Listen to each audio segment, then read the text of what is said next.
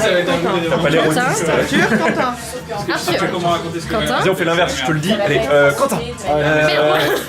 Mon imprimante Jack qui s'est mis à pas marcher juste quand il fallait que j'imprime le truc. Mes amis, il se passe des choses graves. Est-ce que vous saviez que tout un tas de médicaments seraient en fait dangereux pour la santé et ne soigneraient aucune maladie ? Bien sûr, les institutions médicales nous le dissimulent, en collusion avec les laboratoires pharmaceutiques. Mais nous ne sommes pas dupes, et je ne vous parle pas des nanoparticules, des ondes électromagnétiques, des OGM. Alors, le réchauffement climatique, dur d'y voir clair. Il y a tellement d'intérêts en jeu, est-ce que tout ça n'est pas un peu exagéré pour nous faire peur, pour nous obliger à avaler encore des réformes que personne n'a demandées ? Rarement on a autant entendu parler complotisme, fake news ou faits alternatifs que ces derniers mois.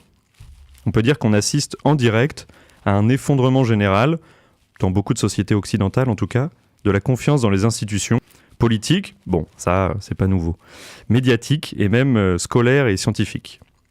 Et ça, au XXIe siècle, ça provoque des réactions en chaîne. Car cela fait bien longtemps que nos connaissances ne sont plus directement personnelles.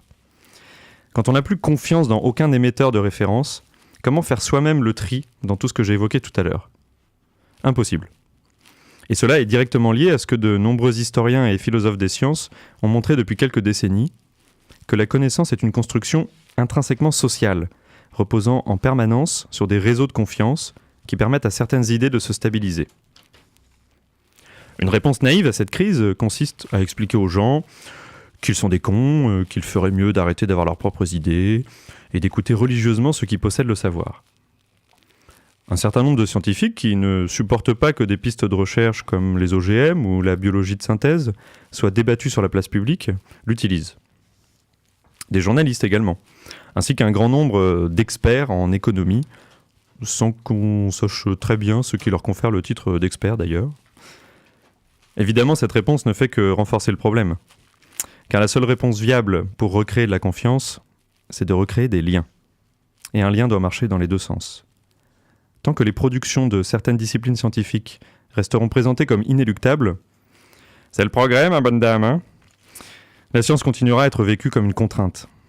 Le défi aujourd'hui, pour les scientifiques, c'est d'admettre que les citoyens ont leur mot à dire sur leurs priorités de recherche et que ce n'est pas parce qu'on peut produire certains résultats qu'on doit le faire. Bref, remettre la science à sa place, ni au-dessus, ni à côté, mais bien au cœur de la société.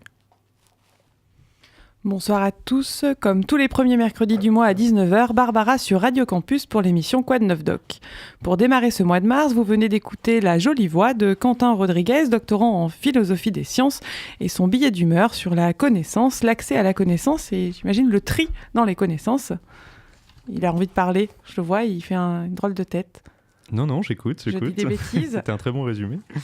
Bon, si c'est un bon résumé, tout va bien et je trouve ça sympa de commencer l'émission en parlant de connaissances. Faites aussi peut-être le tri.